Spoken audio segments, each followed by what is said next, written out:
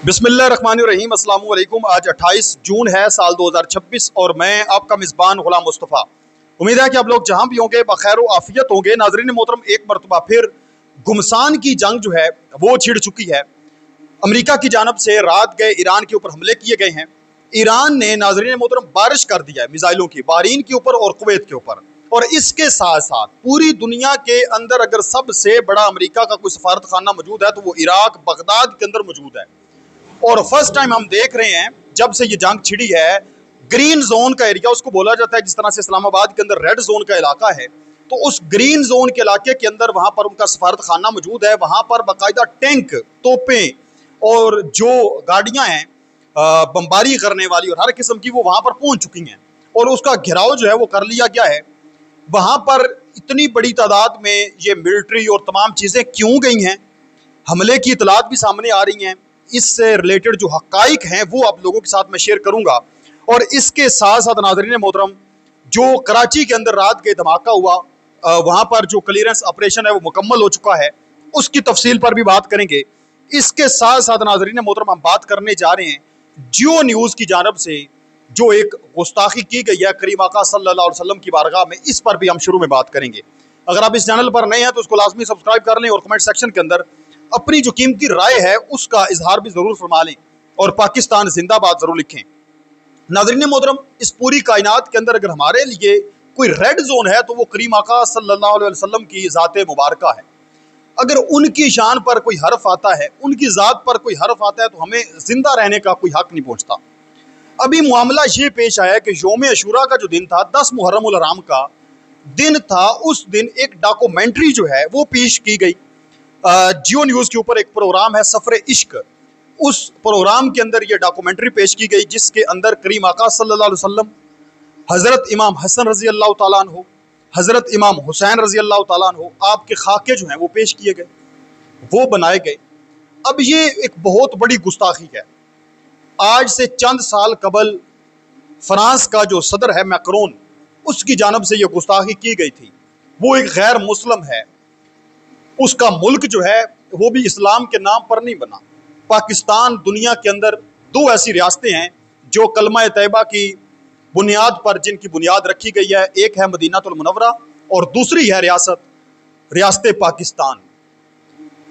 अगर मुल्क पाकिस्तान जो ला इलाहा इल्लल्लाह की बुनियाद पर, जिसकी बुनियाद रखी गई, इसके अंदर इस तरह की गुस्ताखियाँ होती हैं तो ये मामला जो है वो समझ से बाहर है।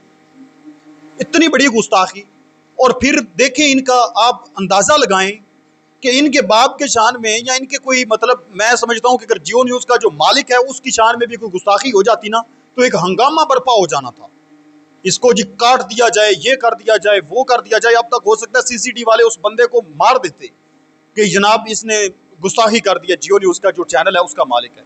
तो करीम आका सल्लल्लाहु अलैहि वसल्लम की शान जो है, क्या ये उसकी शान नहीं समझते कि 15 दिन के लिए पैमरा ने सिर्फ और सिर्फ उसका लाइसेंस जो है वो मुअत्तल किया है और टीवी चैनल्स पर बैठकर आकर ये कह रहे हैं कि जी गलती हो गई है, माफ़ी दे दी जाए। अजीब, मतलब ये एक इन्होंने काम शुरू कर लिया, पहले गुस्ताखी की और फिर बाद में चुपके से कह दिया जी ठीक है जी गलती होगी। भाई गलती क्यों हुई है? वो रेड जोन कायनात के सरदार की ज़ात मुबारका है। आप उस बारे में बात करने से पहले 1000 बार में सोचें। हमारे असलाफ की तो तारीख ये है कि वो तो सांस लेना वहाँ पर भूल जाते हैं जब मदीनातुल मुनव्वरा में जाते हैं। क्यों वहाँ पर करीम आका सल्लल्लाहु अलैहि वसल्लम की ज़ात मुबारका जो है वो आराम फरमा रही है। और ये मतलब एक पाकिस्तान का बड़ा टीवी चैनल है और उसके ऊपर इस तरह से गुस्ताखियाँ की जा रही हैं, तो ये लाइसेंस मुअत्तल करने काफ़ी नहीं है। इसके खिलाफ इतना बड़ा एक एक्शन होना चाहिए कि इबरतनाक अंजाम तक इनको पहुँचाना चाहिए, ताकि फिर कोई इस तरह की घटिया और मजमूम कोशिश कोई ना कर सके। आप इस हवाले से क्या कहते हैं? अपनी राय कमेंट सेक्शन के अंदर ज़रूर लिखें। हम दूसरी चीज़ों को अब देखते हैं। कराची के अंदर आप लोग जानते हैं कि एक धमाका हुआ, जो रेंजर का कंपाउंड है उसके बाहर धमाका हुआ। और हमेशा की तरह जिस तरह से दहशतगर्द करते हैं, पहले धमाका करते हैं और फिर जो है वो इंटर हो जाते हैं, दाखिल हो जाते हैं। अभी भी सेम वही सूरत हाल इन्होंने की है। तो इस हवाले से नाज़रीन मोहतरम, रात भर ऑपरेशन जारी रहा, क्लियरेंस ऑपरेशन हुआ। अल्हम्दुलिल्लाह 5 दहशतगर्द बताए जा रहे हैं कि मारे गए हैं। एक को जिंदा गिरफ्तार जो है वो कर लिया गया है और तहकीकात जो है वो जारी हो सारी हैं और जो ऑपरेशन है उसको ख़त्म कर दिया गया है। इसके साथ साथ अगर हम बात करें ईरान और अमेरिका के दरमियान जो सूरत हाल है वो गंभीर हो चुकी है और मशरक़ वुस्ता के अंदर एक मरतबा फिर जो जंग के बादल हैं वो मुंडला रहे हैं, बल्कि जंग तो अब खुली शुरू हो चुकी है।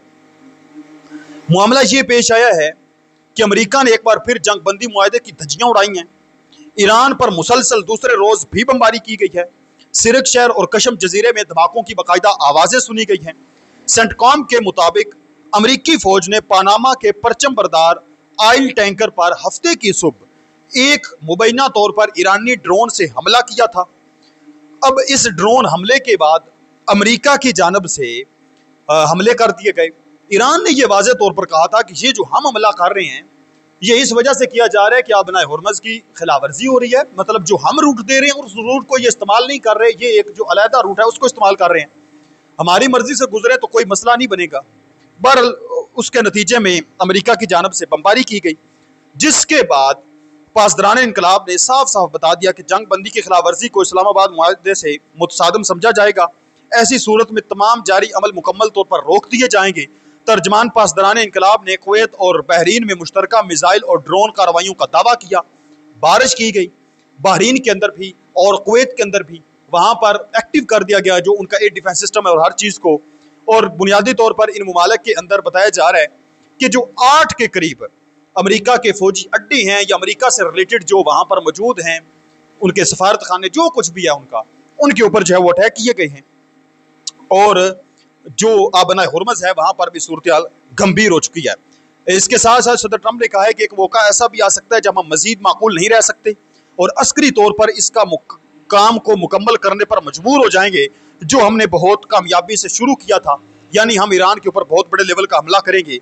अगर ऐसा हुआ तो इस्लामी जमहूरिया ईरान का वजूद तक बाकी नहीं रहेगा। ये ट्रंप ने स्टेटमेंट जारी की है कि हम ईरान का वजूद ख़त्म कर देंगे। अब इसके अलावा मैं एक और जो अहम तरीन इस वक्त खबर सामने आ रही है कि अमेरिका की जो अम्बेसी है बगदाद के अंदर मौजूद है, ग्रीन जोन का नाम उसको दिया जाता है, जिस तरह से इस्लामाबाद के अंदर रेड जोन मौजूद है, आप फर्ज कर लें ऐसा ही है। लेकिन पूरी दुनिया के अंदर जितने भी अमेरिका के सफारत खाने मौजूद हैं, अगर सबसे बड़ा कोई सफारत खाना अमेरिका का मौजूद है तो वो इराक के अंदर बगदाद में मौजूद है। इस ग्रीन जोन के अंदर सिर्फ अमेरिका का सफारत खाना मौजूद नहीं है, दूसरी भी चीज़ें मौजूद हैं ऑफिशियल्स के और जो वहाँ की जो हुकूमत है उनके जो बड़े बड़े जो हुकूमती दफातर होते हैं, जिस तरह से इस्लामाबाद के अंदर आप जानते हैं वज़ीर आज़म हाउस मौजूद है, पार्लियामेंट मौजूद है, इस तरह के चीज़ें मौजूद होती हैं। तो इसका जो रकबा है वो 104 एकड़ है, 4,20,000 मुरब्बा मीटर तक इसका टोटल रकबा है। एक छोटा शहर बन जाता है मुकम्मल। तामीर इसकी 2007 से 2009 तक हुई थी। $750 मिलियन के ज़ायद इस पर खर्चा हुआ था। अब यहाँ पर इसके दफातर मौजूद हैं, स्विमिंग पूल मौजूद हैं, अमेरिका की तमाम चीज़ें वहाँ पर मौजूद हैं। रात गए वहाँ पर नाज़रीन मोहतरम, इराक की सिक्योरिटी फोर्सेज ने वहाँ पर एक यूनिट और स्पेशल फोर्सेज ने ग्रीन जोन में दाखिल होकर भारी फौजी गाड़ियाँ, टैंक और आम गाड़ियाँ तैनात कर दी और पूरी उसको अपने घेराव में ले लिया, जिस पर यह खबरें सामने आई कि जो अमेरिका का सफारत खाना है उसके ऊपर हमला कर दिया गया है। लेकिन अब मुतजाद खबरें हैं। एक तरफ खबरें ये सामने आ रही है कि अमेरिका के सफारत खाने पर हमला कर दिया गया, दूसरी तरफ खबर ये सामने आ रही है कि ये ऑपरेशन फाइनेंशियल करप्शन यानी माली बदनुमानी के इल्ज़ाम में सीनियर पॉलिटिशियंस और ऑफिशियल्स और बिजनेसमैन के गिरफ्तारियों के लिए किया गया है। वज़ीर आज़म अली ज़ैदी की हुकूमत की जानब से जारी एंटी करप्शन कमीशन का कंपेन का ये हिस्सा है, जिसमें जुडिशल वारंट्स पर कार्रवाई हो रही है। ग्रीन जोन को सील कर दिया गया। कुछ जगहों पर गोलियों की आवाज़ जो है वो भी सुनी गई है, पर हालात जो है वहाँ पर कुशीदा नजर आ रहे हैं। मुकम्मल अब सफारत, अब कह लें कि मशरक़ वुस्ता के अंदर हालात एक मरतबा फिर ख़राब हो चुके हैं।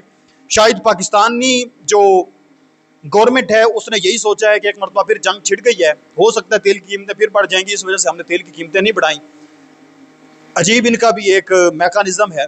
बहरहाल आप इस पर क्या कहते हैं ज़रूर बताएं। अपने मेज़बान गुलाम मुस्तफ़ा को इजाज़त दें, मिलते हैं एक और नई वीडियो में। तब तक अल्लाह निगहबान। पाकिस्तान हमेशा जिंदाबाद।